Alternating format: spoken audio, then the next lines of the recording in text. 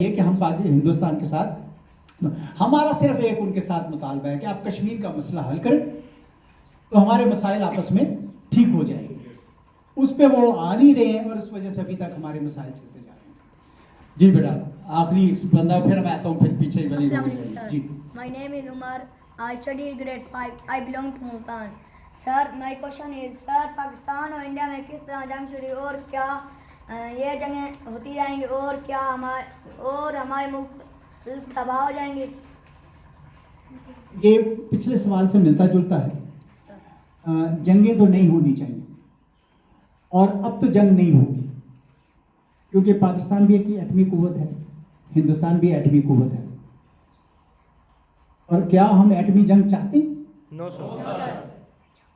کیا دنیا کا کوئی ملک ایٹمی جنگ افورڈ کر سکتا ہے؟ نہیں کر سکتا. تو اس وجہ سے جنگوں سے نقصان زیادہ ہوا ہے. اب ویسے بھی جنگوں کی نوعیت بھی بدلتی جا رہی ہے. اب ساری جنگیں اس وقت سرحدوں پر نہیں ہوتی. اب کچھ اس کو کہتے ہیں ہائیبریڈ وارفیئر, یعنی کچھ جنگیں اب ذہنوں پہ لڑی جا رہی ہیں, کچھ جنگیں پروپیگنڈا کے ذریعے جا رہی ہیں, کچھ ٹیکنالوجی کے ذریعے جا رہی ہیں. آپ کا یہ سارا ٹیکنالوجی سسٹم ہے, اس کو آ کے آپ سائبر اسپیس میں اٹیک کر دیں, آپ کا بینکنگ نظام مفلوج ہو جائے, آپ کا کوئی اور نظام آپ کا خراب کر دیا جائے. تو کئی حوالوں سے اب جنگ, اب ہندوستان نے ایک باقاعدہ پوری ایک بنائی تھی تنظیم جس نے کوئی تقریباً 100 سے زیادہ فیک این جی اوز تھی جو اٹھتے بیٹھتے یورپ میں پاکستان کے خلاف پروپیگنڈا کرتی تھی. تو یورپ کی ہی ایک این جی او تھی جو یورو لیب جو کے نام سے, اس نے ان کو ڈسکور کیا اور ڈسکور کر کے انہوں نے بتایا کہ یہ ہندوستانی یہ کام کرے. تو آج کل جنگ ہر طرح کی ہو رہی ہے, وہ ضروری ہے سرحدوں کی, لیکن ہمیں تیار رہنا چاہیے. کوئی پتہ نہیں ہوتا, کسی وقت بھی کچھ بھی ہو سکتا ہے. پر بہرحال جنگ ہونی نہیں چاہیے. اور میرے خیال میں پاکستان تو بالکل جنگ نہیں کرنا چاہتا, اور جلد بدیر ہندوستان کو بھی پتہ چل جائے گا یہ جنگ ان کے بھی فائدے میں نہیں ہے, ہمارے لیے نہیں. ٹھیک ہے, چلیے اب سب سے آخری رو پہ پھر چلتے ہیں. جی. Thank you, sir, for giving me a chance to ask question. My name is Ansar. I am from Hafizabad. I am studying in second year class. My question is about which is the problem between Pakistan and India, and that is Kashmir. اس مسئلے کو حل کرنے کے لیے پاکستان کے general Pervez Musharraf نے متعدد اقدامات اٹھائے جن کا پازیٹیو نتائج بھی نکلے.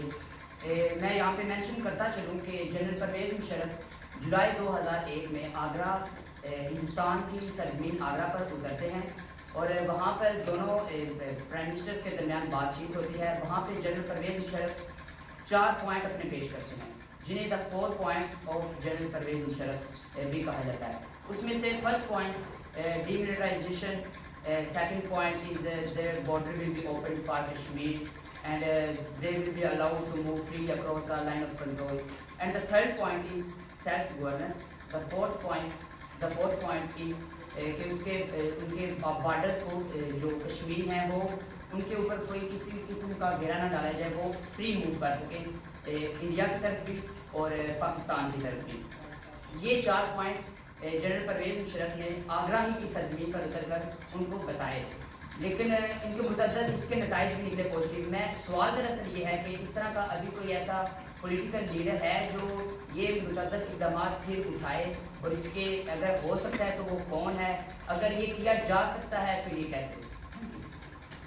شکریہ. اس میں 4 پوائنٹ فارمولا دونوں ملکوں کی مشاورت سے 2006 2007 بلکہ 2004 سے شروع ہو گیا تھا اور 2007 تک وہ پختہ ہو گیا تھا. میں ابھی اپنی یہ کتاب یہاں چھوڑے جا رہا ہوں, اس میں آپ کی لائبریری کے لیے, اس کو لے کے اس میں ایک چیپٹر ہے 4 پوائنٹ فارمولا کے نام سے, آپ پڑھیے گا اس کو, کیونکہ یہ سب کچھ آگرہ میں نہیں ہوا, یہ ہوا تھا بعد میں. لیکن بہرحال آپ کے نکات جو آپ نے اٹھائے ہیں وہ درست ہے. کشمیر کا مسئلہ تو حل ہونا چاہیے. دیکھیں کشمیریوں نے بہت زیادہ تکلیف سہ لی, 3 نسلیں ان کی اس مشکلات کا شکار, اور ہندوستان میں بڑا ظلم کرتے ہیں ان کو. تو ان کے ظلم سے بچنے کے لیے یہ فارمولا اس وقت نکالا گیا تھا, اور ابھی تو ایسے حالات نہیں ہیں کہ مودی سرکار کوئی اس قسم کا کام کرنا نہیں چاہتی ہے، لیکن میرا یہ خیال ہے کہ جب دونوں ملکوں میں ایسی قیادت آ جائے جو یہ مسئلہ حل کرنا چاہے تو 4 پوائنٹ فارمولا ایک اچھی بنیاد بن سکتا ہے. یہ میری اپنی رائے ہے، لیکن یہ اس وقت ہوگا جب دونوں ملکوں میں ہم خیال قیادت آئے. ابھی مجھے وہ نظر نہیں آ رہی. جی چلے درمیان میں آپ کریں. جی آپ السلام علیکم سر. آپ نے پہلے بھی پوچھا. السلام علیکم سر. This is Bilal, son of Mr. Bashir. I am studying in class second year. Sir, I have a question. What is Saffir? It is true or any allegation? سر کیا کہہ رہے ہیں؟ What is Saffir? What is Saffir? Cipher. اچھا وہ جو cipher controversy چلی تھی اس کی وجہ سے پوچھ رہے ہیں. اچھا چلے میں بتا دیتا ہوں. سائفر بنیادی طور پر جب ہمارے باہر ملکوں میں سفیر ہوتے ہیں وہ خفیہ مراسلہ بھیجتے ہیں. خفیہ مراسلے کو سائفر کہتے ہیں. ایک ہوتا ہے عام بھیجنا میسج اور ایک خفیہ. تو سائفر خفیہ مراسلہ ہوتا ہے جو ہمارے سفراء اور حکومت پاکستان کے درمیان میں ہوتا ہے. باقی اس کو آگے سے کیسے اس کی کنٹروورسی چلی وہ آپ اخباروں میں آپ پڑھ رہے ہیں تو، لیکن سائفر ایک خفیہ مراسلے کو کہتے ہیں. جی Assalamualaikum sir. My name is Mohammad Taha. I belong to Sharku Sharif. I read in grade 8. Sir, my question is دنیا میں 206 ممالک ہیں لیکن عام طور پر 196 ممالک کو گنا جاتا ہے. سر بقیہ 10 ممالک کو کیوں نہیں گنا جاتا؟ دیکھیں وہ کچھ ممالک تو اتنے چھوٹے ہیں کہ ان کی جو تعداد ہے آبادی کی وہ ہزاروں میں، چند ہزاروں میں. یہ کریباتی ہے، پلاؤ ہے، اس قسم کا. اور یہ زیادہ ایشیا پیسفک میں یہ جتنے ممالک ہیں ان کی بس وہ چند ہزار کا قصبہ نہیں جسے کہتے ہیں چھوٹا سا، لیکن ان کو آزادی مل گئی تو وہ آزاد ہو گئے تو وہ اقوام متحدہ کا حصہ بن گئے. لیکن ان کے اندر وہ جس طرح کسی بھی ایک اسٹیٹ کو سب کچھ اس میں ہونا چاہیے وہ اس میں ابھی انہوں نے اختیار نہیں کیا ہوا، لیکن بہرحال ان کو ایک اسٹیٹ کے طور پر مانا جاتا ہے. تیمور لیسٹے انڈونیشیا سے علیحدہ ہوا تھا، چھوٹا سا ہے تیمور لیسٹے، لیکن ایک آزاد ملک کے طور پر وہ بھی بستا ہے. ہاں جی جی. Sir, my name is Saurabh. I read in class 6. I belong to Raven. Sir, my question is Pakistan انگریز 1947 میں آزاد ہوا ہے تو میرے دادا کہتے ہیں اس وقت چیزیں بہت سستی تھیں لیکن ابھی جس وجہ سے ہم اس ملک پاکستان کو خود چلا رہے ہیں تو ابھی چیزیں کیوں مہنگی ہیں؟ چیزیں تو مہنگی اس لیے ہیں کہ پاکستان کے ایک تو دنیا میں مہنگائی بڑھی ہے ساری طرف. پھر جب روس اور یوکرین کی جنگ ہوئی تو تیل کی قیمتیں بھی چڑھ گئیں. تیل کی قیمتیں چڑھی تو پاکستان میں بھی تیل کی قیمتیں چڑھ گئیں.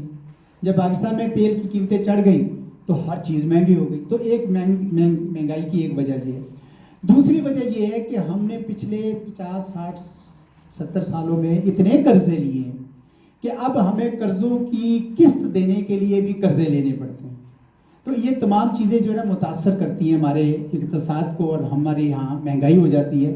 بہرحال اس کے طریقے ہیں ان کو ختم کرنے کے، مہنگائی کو کم کرنے کے. گورنمنٹ کوشش بھی کر رہی ہے لیکن چونکہ یہ میرا شعبہ نہیں ہے اس لیے میں آپ کو اس سے زیادہ جواب نہیں دے سکتا کہ کچھ بیرونی عوامل ہیں اور کچھ داخلی.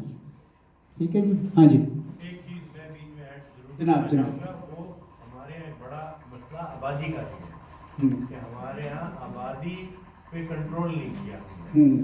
تو وہ ہمارے بڑے مسائل میں سے ایک مسئلہ یہ ہے کیونکہ آپ جتنا بھی پیدا کریں وہ کم ہوگا اگر آبادی بڑھتی جائے گی. مہنگائی اس لیے ہوتی ہے ملک میں کہ جب کھانے والے زیادہ ہوں اور اناج کم ہو آپ کے پاس تو حکومتیں یہ کرتی ہیں کہ نوٹ چھاپ دیتی ہیں زیادہ اور آپ کی مہنگائی بڑھ جاتی ہے. تو یہ مین ایک چیز یہ ہوتی ہے. ہمیں پروڈکشن جو بات کی کہ ہمیں محنت کرنی ہے اس ملک میں، ہر چیز کو بڑھاوا دینا ہے آبادی کے علاوہ. آبادی کو ہم نے کنٹرول کرنا ہے. تو یہ بڑا ٹرکی پوائنٹ ہو جاتا ہے حکومتوں کے لیے بھی ہمارے یہاں بات کرنا. صحیح ہے. ہماری ایگریکلچر پروڈکٹیوٹی بھی کم ہے اگر آپ دوسرے